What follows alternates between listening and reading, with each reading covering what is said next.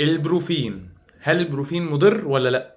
لو بتسأل عن البروفين اللي بيكتبه الدكاترة زي كده، فهو لا مش مضر. واقفل الفيديو دلوقتي ودوس لايك واعمل سبسكرايب عشان نوصل ل1000 واحد من المؤمنين بالطب الحقيقي المبني على الدليل البعيد عن الخرافات.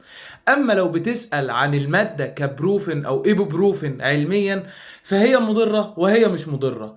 امتى تكون مضرة؟ مضرة لما اتاخد عمال على بطال من غير اي داعي ومن غير اي لازمة.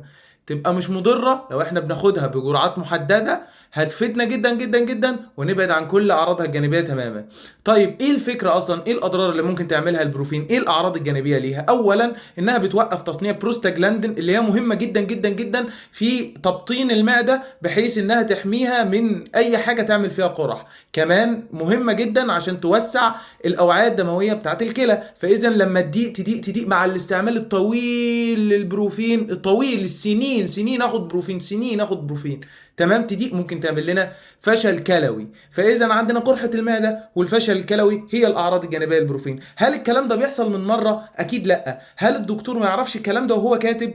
اكيد برضه لا. الدكتور عارف كويس قوي هو بيكتب قد ايه وبالجرعه المحدده. فاذا الشورت تيرم اسبوع اسبوعين مفيش اي مشكله. انا بتكلم عن اعراض جانبيه بتظهر بعد سنين، ولو انت مش محتاج ما تاخدوش. سلام.